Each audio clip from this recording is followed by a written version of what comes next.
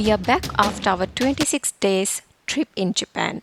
Today I want to share with you few travel tips that can help you in Japan. Japan is an incredible place to visit and there are lots of things to love.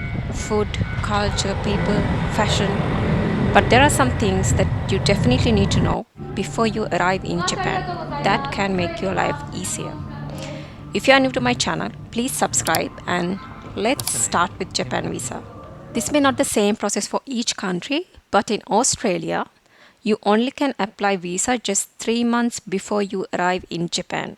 They will give a visa with expiry date and you need to arrive in Japan before this expiry date. Once you arrive in Japan, you will get a temporary resident stamp on your passport for another 30 days for your stay. Always carry your passport with you. Japan is popular for shopping, whether it's games, fashion, toys. If you're a foreigner, you can show your passport and waive the tax. I highly recommend you to use public transport because it is very efficient, fast, and cheap. If you are using taxis, it is so expensive. In our trip, we only used taxi once. When you are using public transport, make sure you pack your luggages light. In some places, there are no elevators. You have to carry your luggages up and down the stairs. You might have to walk a lot to find your terminal in a metro station. So be prepared for that. It is not that hard to get familiar with Japan railway system. I will add a link above to a detailed video about JR Pass. It is convenient. You have all the comfort you have in a flight in a bullet train, and it is cheap. Use coin lockers. Coin lockers are heavily used in Japan by locals and tourists. Say you want to explore the Kyoto city. Once you arrive at the station, lock all your luggages in a coin locker at the station and you can do all your traveling till night and pick up the luggages from the locker. There are lockers in any size you want in stations or theme parks. Be prepared to live in small spaces.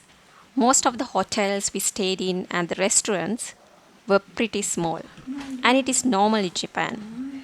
Bathrooms and bedrooms is so small and it may not hardly fit all your luggages. Shibuya Crossing is one of the most visited attractions in Japan. If you want to record a better view of Shibuya Crossing, go to Starbucks, cross the road and you can get a better view.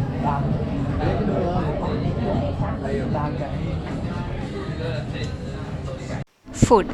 We tried lots of ramen, which was our favorite during the trip. But there are lots of unique street foods, sweets you can try in Japan. If you are on budget or you have a train to catch early morning and you are planning to have your breakfast or lunch in the train, you can use convenience stores to buy food. Lawson, 7-Eleven, Family Mart are the main stores. These are open early morning till late night. You can buy all your 3 meals and it is very cheap and ready to eat. It can save you lots of time and money. Some places in Japan can get crowded a lot. Japan is a top tourist destination in any season. If you want to take photos before they get crowded, you have to go early. As an example, places like Bamboo Forest in Kyoto, theme parks, or famous temples and castles can get crowded a lot.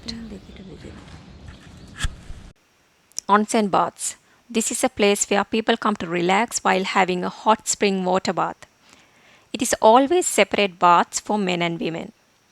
If you are using a private onsen, it may not the case. Also note you have to remove all your clothes inside an onsen, even in public onsens with strangers. It may not very comfortable for you at first, but there are a lot of public and private onsens if you want to experience it. Trains are very quiet in Japan. People do not take calls inside the trains. Also, they don't talk loud inside trains. In Shinkansen or bullet trains, there are separate areas to take calls. But in normal trains, I haven't seen people eating inside the train, so it is best to respect that. If you are traveling long distance in a bullet train, you are allowed to eat and you can buy food inside the train. Language. Japanese people do not speak English very well, but Most of the staff in train stations, hotels do speak English. Even if you're traveling to a remote area, you should be able to manage with just your body language, or you can use translator app on your phone. I have seen lots of people who used translator apps to speak with foreigners.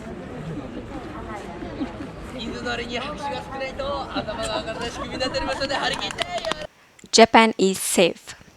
Japan is one of the safest place, and you don't have to worry about your safety or carry a lot of money. Most of the hotels, restaurants used cash because they did not accept credit cards. It was a bit surprise for me, but I recommend you to keep some cash with you because you will need it and it is safe. I found Japanese people so helpful and polite.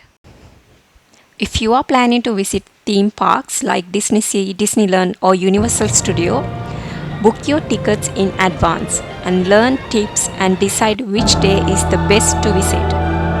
Check out my video on tips to visit Disney Sea and Universal Studio before you go.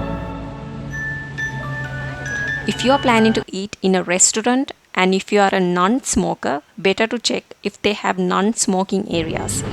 I have seen in many restaurants that are so tiny and filled with smoke. There are no separation for smokers. Also, we found that some restaurants have a limit on minimum budget you can spend. As an example, in one of the Italian restaurants, we were asked to buy one drink and one food item per person if we are dining.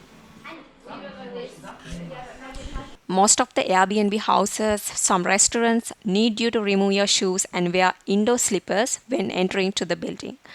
All the places we stayed had this tradition, so be mindful and respect that tradition when you enter into a building. I have tried to explain what I have learned from our Japan trip. I hope that will help you in planning your trip. You should visit Japan. There are a lot to see. It is a unique experience and I would love to go back. I have a series of Japan travel vlogs with more details of each city we traveled, and make sure to check them out. Thank you so much for watching, and don't forget to subscribe to my channel for more travel videos.